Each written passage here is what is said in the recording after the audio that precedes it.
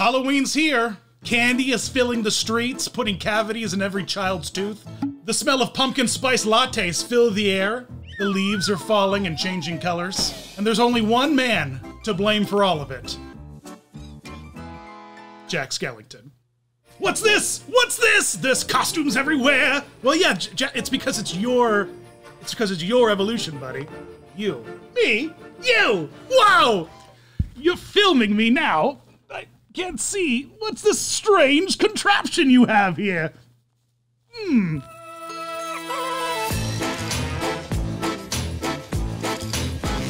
I'm using your hand to gesture to you. Is that okay? Sure. Jack Skellington is sort of like the Mickey Mouse to the Walt Disney of Tim Burton, all right? He's just like, it's just like, yeah, Tim Burton draws spooky skeletons and they all look like Jack Skellington. And this is, all right, I know that sounds crazy, but it's true. It's true, guys, because before Jack Skellington was ever the Pumpkin King, he was seen in other Tim Burton movies, starting all the way back in 1988's Beetlejuice. The top of Beetlejuice's carnival hat when he's terrorizing the family and pops up from the small village as the carousel that turns into, like, you know, murder fists. On the top of that thing, though, and I mean, this is like, seriously, look at the concept art for Beetlejuice from 1988 when they were still planning out the movie, and sure enough, that looks just like Jack Skellington. It's not Jack Skellington, but like I said, whenever Tim Burton draws a spooky skeleton, well, it just kinda, sorta looks like this. And so it kinda made sense that eventually he would find himself in the position to make a movie starring a skeleton man, and it would just look like all the skeletons he's ever drawn before.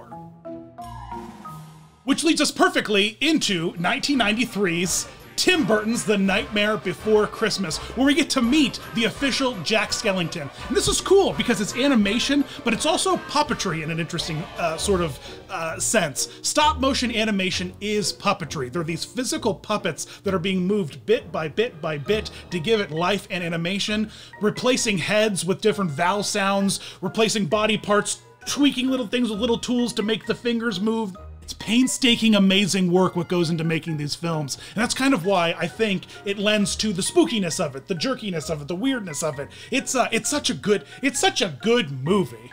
Man, I love this movie. People fell in love with two things from the Nightmare Before Christmas movie. Stop motion animation. It really, really made a place in the hearts for a lot of people for, you know, family entertainment. And two, people love Jack Skellington. Man, this was such a great movie. And so, the next time we roll into another Burton-esque stop motion with James and the Giant Peach, Jack Skellington, he comes back. Remember that part in the movie where, like, you know, he's friends with all kinds of giant bugs, and that's spooky enough. But then they go underwater, and everyone's holding their, I didn't know bugs could hold their breaths for this long, but they end up fighting a bunch of spooky pirates underwater, and that lead pirate, Spooky Goonies pirate, that's Jack Skellington. Take a close-up look. He only appears for just a couple seconds, but he's there. He's there. Jack Skellington's there. By the early 2000s, Nightmare Before Christmas mania was pumping, man. We all loved Nightmare Before Christmas, and Disney made a really cool decision. Over in Disneyland, they decided to do a holiday overlay for the Haunted Mansion attraction, and thus was born the Haunted Mansion Holiday, starring Jack Skellington. And man, this is amazing. There are lots of fun Nightmare Before Christmas gags throughout the entire ride when they do the overlay. But the cream of the crop, what's that, like, piece de resistance? Is that the cream? But what's the piece de la resistance? But the real cream of the candy corn for this ride was the Jack Skellington animatronic, the Santa Jack, the Sandy Claus. This thing moves so cool. It's so tall. It's terrifying. Man, I didn't realize how tall Jack Skellington was. For the overlay, they removed the gravekeeper, the Undertaker, whatever that guy is. Yeah, not the Undertaker. He's a professional wrestler. And of course, that's lovingly been replaced with Jack Skellington and his pup, Zero. Now, later on, now we've got an Oogie Boogie animatronic, a Sally animatronic. The ride is insane, but it all started with a skeleton, not a mouse, a skeleton. Hey guys, time for a quick break for me to talk about some of my new friends. You know, it's Halloween time. Perfect time for candy, like some Park Candy, an amazing new brand that I am absolutely in love with, who has really cool stuff, including this shirt I've been wearing the entire video. Whoa, check it out. We've got everything. We've got apparel, we've got accessories, we've got cell phone cases, we've got bottle openers. Whoa, I am all about this. Check out this beautiful Jungle Boat bottle opener. I like this. You know what I really love about this brand is that they collaborate with a lot of theme park artists to bring new and exciting art. It's really amazing. And some of it, you're like, you can wear it and it makes you like a secret Disney fan. You don't have to be so outward with your Disney adultness. You can be like, oh yeah, check out my cool shirt with colorful designs. And upon closer inspection, sure, you're a Disney crazy person like me, but from a distance, you look great. Head on over to parkcandy.com and use coupon code DisneyDan for 10% off your Park Candy purchase. By 2002, man, we were desperate for some more Jack Skellington content. We weren't even thinking that we would get more Jack Skellington content in a video game. Kingdom Hearts, what? But we did, and it was probably some of the most fun parts of the game were the Halloween Town Spooky Jack, because, you know, you transform into like Spooky Sora and Spooky Donald and Spooky Goofy. I just love saying Spooky Goofy.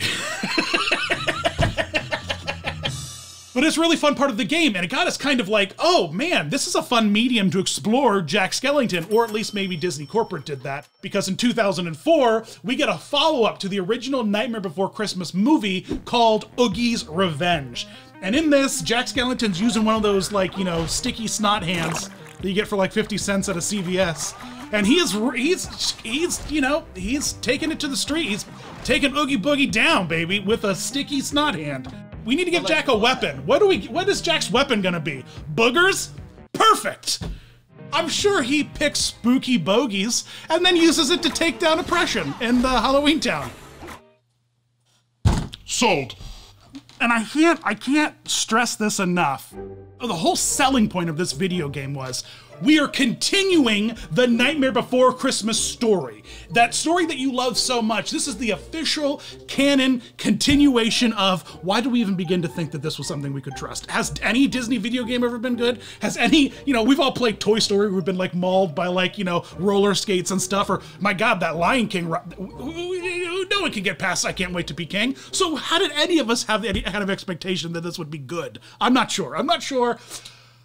And it turned out it wasn't. So, I mean, I guess that paid off. So I didn't play it. I wanted to play it, but I was just like, I'll wait 20 years for a full walkthrough to be on YouTube. And I'll watch it later. Here's where Jack Skellington really turns it up a notch, all right? Gets super spooky. In 2007's Glow in the Park Parade at Hong Kong Disneyland, there is this massive float, this gigantic pumpkin, and sitting atop it is a Jack Skellington. And from the distance, when you see it move, you're like, oh, cool, it's just a Jack Skellington float. They built a big Jack, put him on a pumpkin, and now he's just rolling down. No, this is a puppet. This is a fully articulated, interactive, singing puppet. And it's amazing.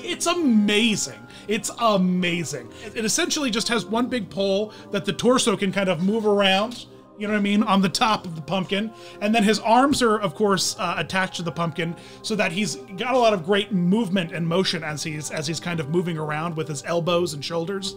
And then the head's articulated. It moves, the mouth moves. It leans over and looks down and looks around the crowds. It's gorgeous. It's gorgeous. It's incredible.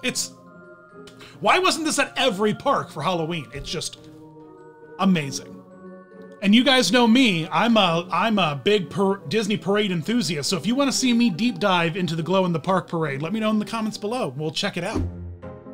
This parade float really highlights how Jack Skellington has a very simple design. It's a lot of very straight lines, long straight arms, long straight legs, a really long neck with this perfect round head on the top of it. But where that kind of gets you into trouble is translating that into something practical in the parks. And here, this puppet really nails it. Well, a year later in Paris, we decided to try out a Jack Skellington costume. And When I meet this guy, I'm just fully assuming he's going to abduct me and several cows into a UFO that's hovering somewhere above Anaheim. It's just like, what? This isn't a Jack Skellington. This is a little gray man, all right? He's here to collect data, you know what I mean? Confuse a bunch of conspiracy theorists, you know, topple some governments.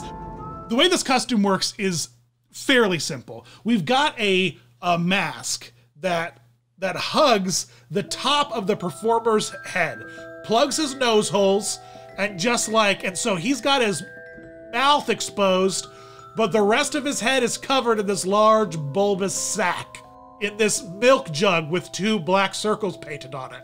It's strange. I don't know how I feel about it. Also don't know why I'm still doing this to my face.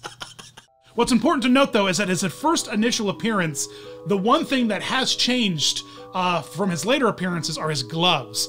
The Paris tryout, Jack Skellington has, like, literally Halloween spooky skeleton glove hands, all right? They're just off-the-shelf skeleton hands that any of us could get at a Party City or a Spirit Halloween store.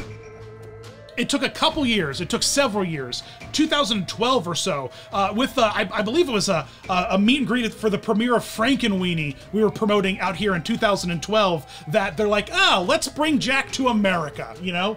And when they brought him over here, they fixed a few things. They toned down his bow tie a little bit. They fixed his gloves. I remember when this costume first came out, casting was really hard to cast Jack Skellington, because you literally need some kind of, like, you know, Doug Jones-esque, you know, spooky skinny man who could just do weird things with his long lanky body.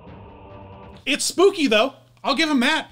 I look at it and I'm a little freaked out, so I guess it works.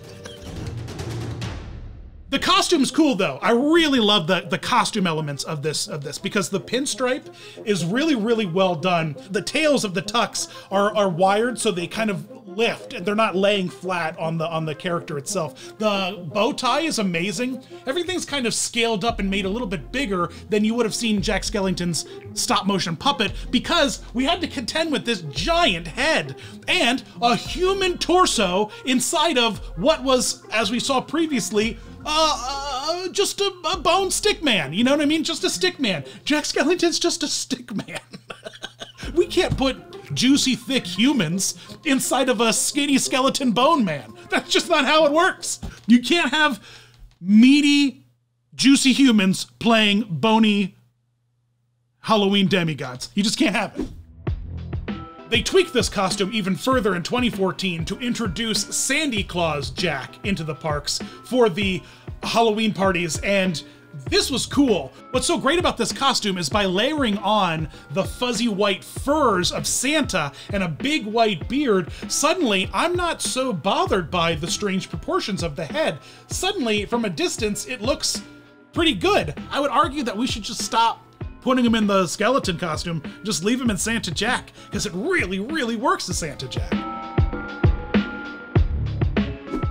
It's time to take it to the ice. The first thing I think of when I think about Halloween is ice skating, so that only makes sense that we should put a whole Halloween segment into Disney on Ice's Let's Celebrate. A villainous cavalcade emerges, and Jack's always lumped into the villains, and I would argue that before we had Maleficent and, you know, Cruella and all these awful villain prequels, Jack did his own villain redemption in his original film. Jack's not a villain, Jack's a hero, all right? He's an anti-hero a little bit, but he's a hero. To lump him in with villains, I don't know about that, but Jack Skellington on Ice, and this is cool, all right? This is interesting because we address some of the problems with Jack Skellington in the parks, being his weird bulbous head, and they fixed that by turning his head piece into a helmet instead of a weird masked cowl. And so it sits over the head instead of sitting on top of the head, really lending itself to the roundness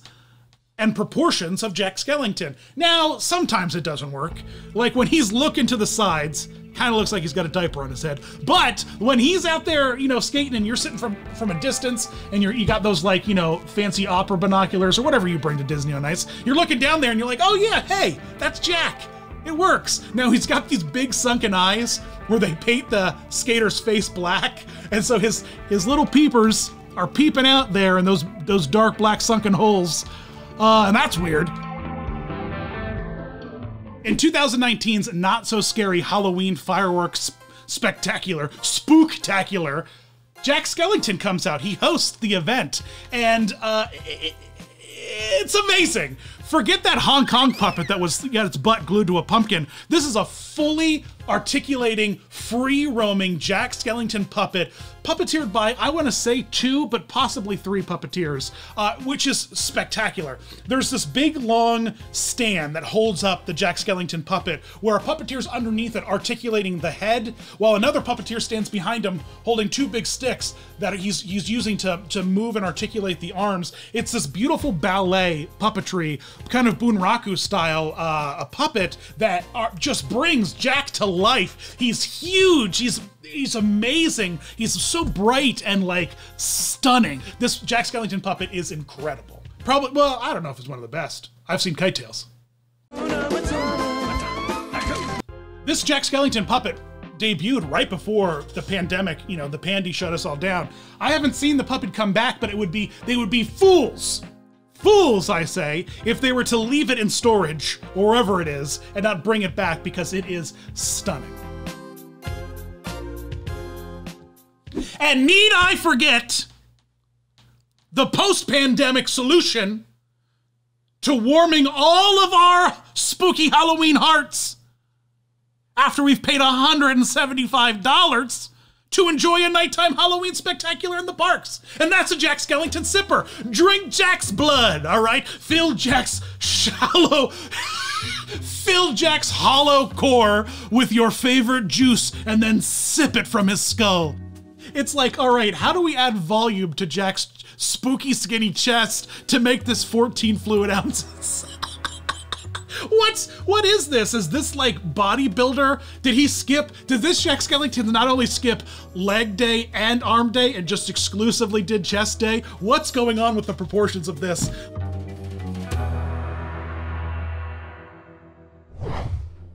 Well, wasn't that a spooky evolution? The spookiest. Ooh, I'm scared. Are you scared? I'm pretty scared. What about you, buddy? No, he's never gets scared. He's Jack Skellington. Hey, thanks for watching. As always, check us out on Facebook, Instagram, Twitter, Patreon for all kinds of bonus content and, extra Dan nonsense. And as always, guys, thanks for watching.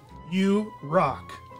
This is Halloween, pumpkins scream in the dead of night. This is Halloween, everybody make a scene, trick or treat, till the neighbors come and die of fright. We all have a little bit of Jack inside of us. And by that I mean a skeleton.